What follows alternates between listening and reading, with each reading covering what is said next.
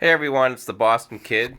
Um, Doing a video on 1968. I first wanted to give a shout out to Terry from TJ Mac Vintage Cards. He checked out my channel and put the word out for people to take a peek at my channel, and I appreciate that. And he recently did a video of 1968 and kind of inspired me to look at some of my 1968 cards. And I put together a little description of each of the cards, little facts about them. We'll start out with Jim Longboard. This is a PSA 10 of him.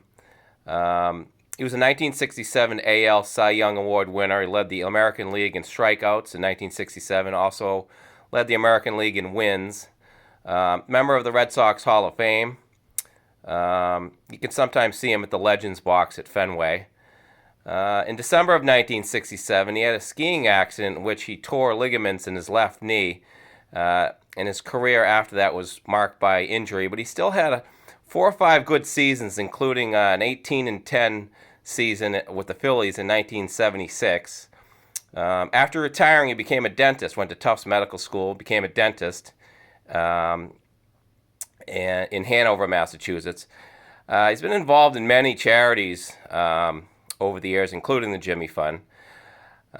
Jim finished his career with a total of 157 wins, 137 losses, 1,475 strikeouts, a very respectable 3.86 ERA, and an amazing 90 complete games. 90 complete games he had. Moving on to the next one, we have Reggie Smith. Reggie Smith in a PSA 8. He had a very, very good career, kind of underrated. He had 314 career home runs, a 287 batting average, and over 2,000 hits. Next one we have here is a PSA 9, I should say, Tony Conigliaro. Lot of facts about Tony, but one of them I like was that Tony was actually playing for the California Angels in the early 1970s, and knew a man named Albert Ruddy. Albert Ruddy was the producer for The Godfather, and he actually asked Tony to audition for the role of Michael Corleone. Tony actually graciously declined, saying his heart was still in baseball.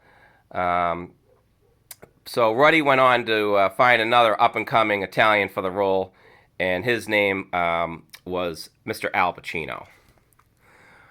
Moving on to the next card here, we have Mr. Carl Michael Yastrzemski.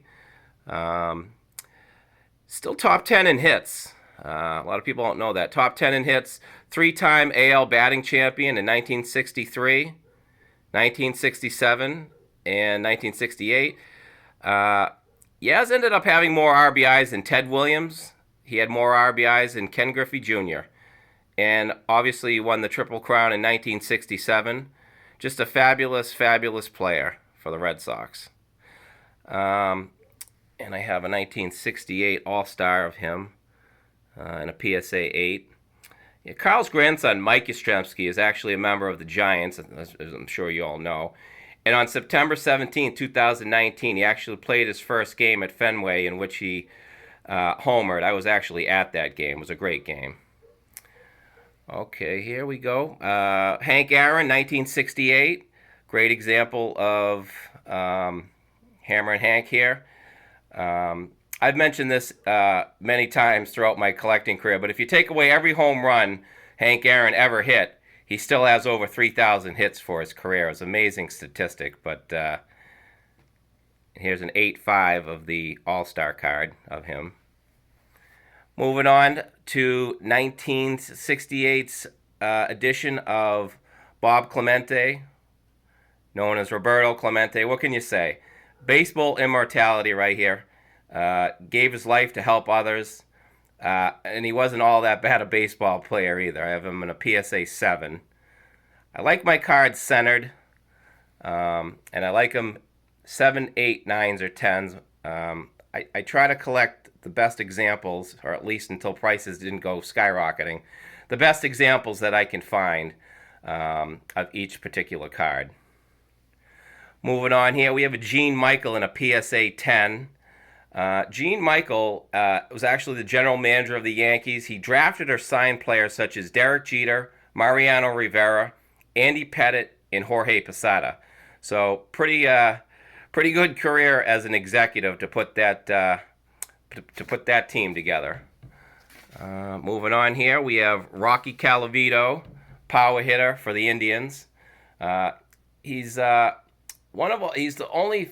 There's only 5 players in American League history that have had 11 consecutive 20 home run seasons. 11 consecutive 20 home run seasons, and he's one of 5 players to achieve that. I have him in a PSA 9.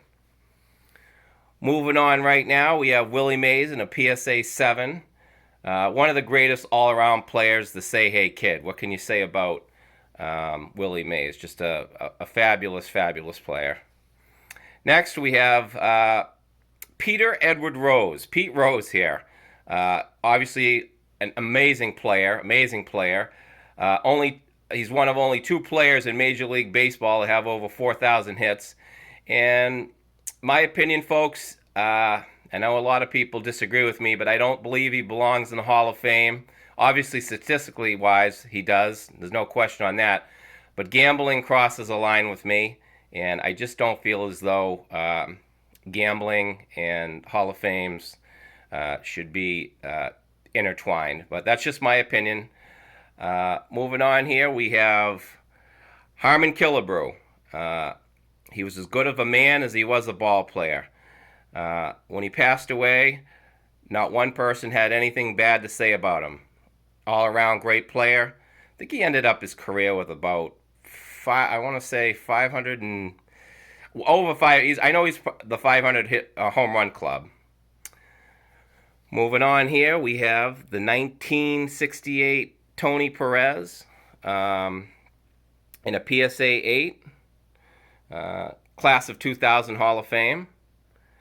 Next one we have here is the PSA 7 All-Star rookie Tom Seaver. Tom, terrific. What can you say about Tom that hasn't been already been said? Next one, another great pitcher, Hall of Fame member of the class of 1984, Don Drysdale. Heck of a ball player. Then I have a few others over here. Billy Williams, heck of a player, Hall of Famer, PSA 8. Rod Carew, this guy was hard to strike out back in the day. PSA 8, very difficult to strike him out. He's very struck out. Somebody told me once, look at Tony Gwynn's numbers for strikeouts. Look at Joe DiMaggio's numbers for strikeouts. This was just a guy who very, very rarely struck out. Heck of a ball player for the Twins and later the Angels. And we have, we have Brooks Robinson here. PSA 8. And rounding it out, I only grabbed a handful, but this is the 1967 RBI leaders with Yaz, Killebrew, and Frank Robinson. So anyway, that'll do it for the 1968 showcase here. Give you a quick look again at all the cards. Got most of these on 4 Sharp Corners years and years ago. It's getting harder and harder as I've mentioned in some of my videos to find these cards. I went on 4 Sharp Corners recently and I couldn't find any vintage Mays, Aaron, Clemente, Mantles. These cards are just getting, like I said, they're getting harder to find, and if you can find them, as we all know, the prices are much more than they were at one time. So I'd like to thank all my subscribers and hope you enjoyed my 1968 showcase, and have a great day. Bye-bye.